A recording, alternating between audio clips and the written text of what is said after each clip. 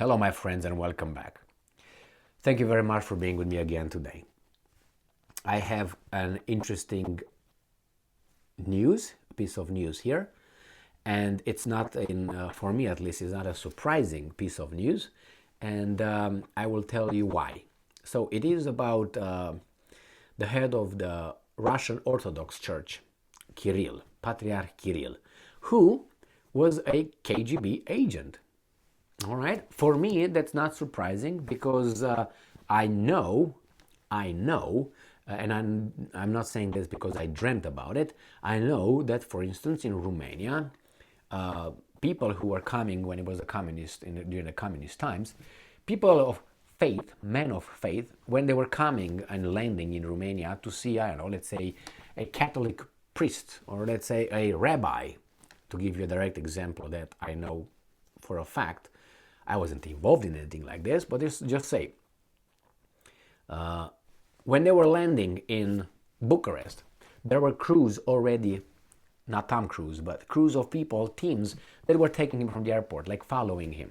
Let's say 4 hours. After 4 hours, they were veering this way. Another car was taking over 4 hours or 6 hours, depending. Usually, but I think it was 4 hours. So then they will keep this man of faith under direct supervision all the time.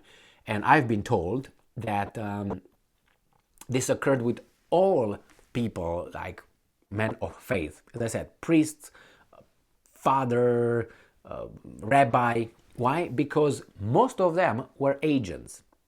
Because Romania had a Romanian Orthodox Church during the communist time, contrary to the whatever my American friends told me. Oh, no, the communists were atheists and it was forbidden, illegal to go to churches. All churches were closed and all priests were just non-existent. That's not true. But these guys did a good job on on the free world, it seems like. So, but it's not their fault.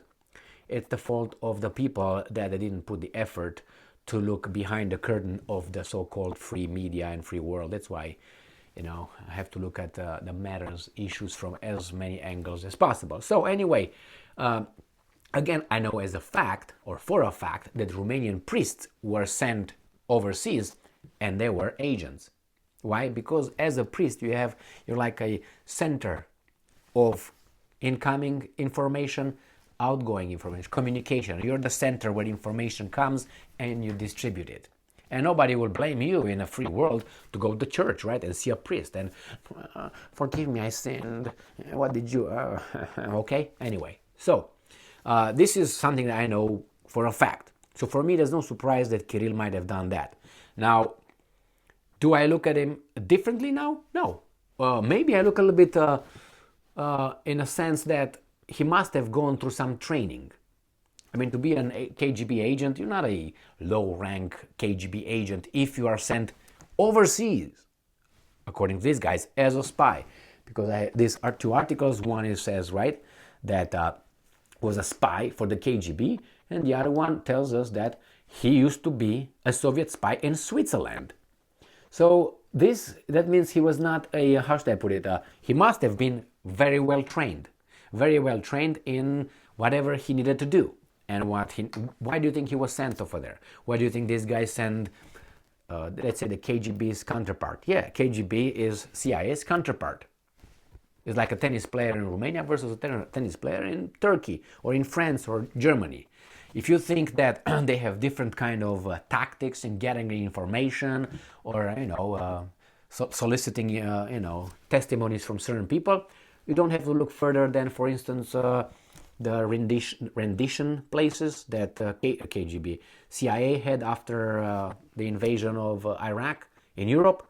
They were taking certain people and they were getting them in a certain kind of buildings, and they were using a lot of water because the people that they were gathering from the street, they were very thirsty, allegedly. So they used a lot of water and they were asking them questions while they were giving water, a lot of water, so they will never be thirsty again. So anyway, they did what they had to do. I don't know, that's not my business. What I'm trying to say is that certain methods of gathering information and covert operations are the same because they have to apply the same techniques. But on the same time, KGB for the Americans is the devil. For the Russians, CIA is the devil. Now, for instance, for the Palestinians or for the Arabs, Mossad, Israel's Mossad is the devil. For, for the Arabs or for the rest of the world, MI6 agents are the devil, and so on. Why? Because these guys are supposed to protect our countries, right? And how do you protect it? You go and get information and you defend it that way, in a different way than the military does. So obviously a KGB agent worked for the Russians, but not for the Americans, unless he's a double agent or, counter information, counterintelligence, if he works on that one. And the same here. Kirill was doing his job for his motherland. Obviously, he was the bad dude for the rest of the world, but I don't think he cared. So what I'm trying to say is, if I got something of this, for me it's just, that means he got trained in certain kind of techniques, psychological, body language, maybe this kind of things, he must have been good at sports, running around, swimming. He must have gone through certain kind of activities, be fit. For me, that's a good thing. That means you improved certain skills that you can use them for doing bad things, or you can use them for doing good things. No, anyway, so let's see what Kirill did. So Patriarch Kirill, the head of the Russian Orthodox Church, used to work in Geneva for the Soviet KGB Foreign Intelligence Service in the 1970s. Now, source Martin Dimanche and Sonntag Zeitung, citing the data of the Swiss Federal Archives as European Pravda reports. According to reports, the file on Kirill, which was compiled by the federal police at the time and later made public, confirms that the church leader belonged to the KGB. So another question that I have regarding this is how come we get the information now? Why? What's the timing? So they didn't know before this one? Before, I don't know, we just found out? What happened? Why not 3 days ago? Why not 2 weeks ago? Why not a year ago? Because he was supporting Putin, right? So that information should have been already taken out whenever he was positioned as the Kirill, the Patriarch of the Russian Orthodox Church. But no, just now. So again, some people withheld the information and just dropped it now. Why? That's, I think, weasel-like. And if you think that some priests or fathers or whatever from the United States don't do the same thing, I'm pretty sure they do, because that's, as I said, each and every country, I suspect, does it because of the reason I just mentioned. But let's see what these guys are saying here. From the other article, it says, the head of the Russian Orthodox Church worked as a spy for KGB in the 1970s, according to newly declassified Swiss record. Oh, so someone just declassified something. But why? He's still alive. Well, it's strange that this was the timing, declassified now, but JFK's assassination in 1963 is still classified, even though all the important guys over there are dead. So why is that? Regardless, anyway, how do you think these guys did it? Knocked at the archives in Switzerland, and those guys opened the door and said, what are you looking for? We're looking for agent KGB 329-FU Kirill. Oh yeah, did you bring the truck? We got a truckload of information on this guy. Oh, okay, yeah, here it is. Do you think that's the way it worked? I mean, I know there are people who are naive and really think exactly what I just said. That they just found out, man. It's just coincidence. They don't even ask. They don't even ask that question. Hey, how come just now? Do we do the same thing? No. Oh, wait a second. I got some more here. Let me discuss that one in this second article.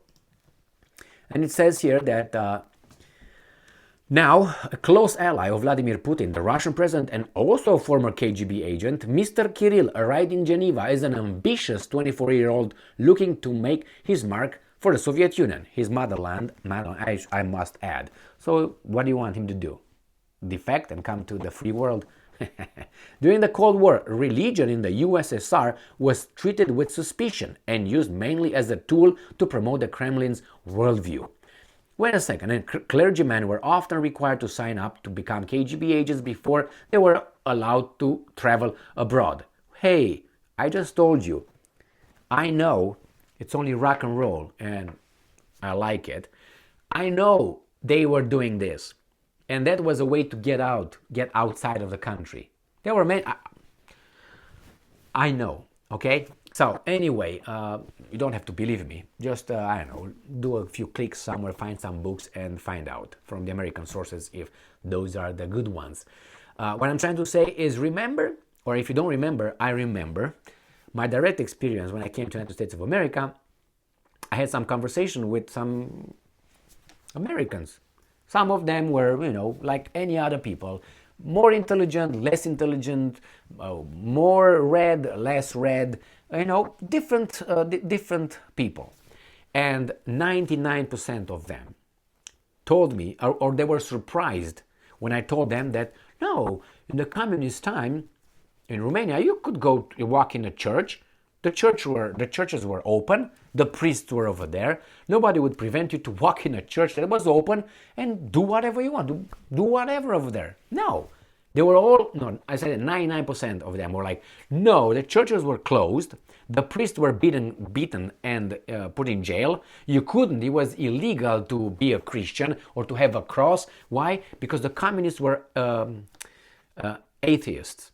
Now, this is what I found. I don't know about you guys, but this is what I found. And I was like, how did you get to this conclusion? How? And I took it was 1960s, 1970s, a little, I don't know, it was like this long with the A, B, C, D, like dictionaries, United States, whatever it was called. So I looked in Romania. I think it was a 1970 edition. I can't remember how you call it. We have A to Z. And it's about everything. In Romania, we have La Russe from the French, a dictionary. That's how we call it, in World Dictionary. So you have all this. I can't remember how it's called here. I have one downstairs in the basement. Ooh, over there. So I don't remember how it's called. Doesn't matter. So at R, I went to the library here, maybe in my first year when I landed here, because I was, what the hell are these guys know about Romania? And I was reading. And what I read over there coincided with whatever I spoke with other people before that and after that. And I said, if this was given to you and you are living as you think in the free world with the free press and you won the Cold War and you're the good guys, I was thinking this guy could have sold you anything, and he did. So anyway, Kirill was a spy. Okay. Oh, Kirill now is okay. I mean, from a perspective of a Russian, how do you expect a Russian to look at Kirill right now? Go and strangle him or something? Bite his balls? No. He's going to say, well, I think he just endangered his life for the motherland. How do you think else the guys are going to interpret this guy's, service of the country, motherland?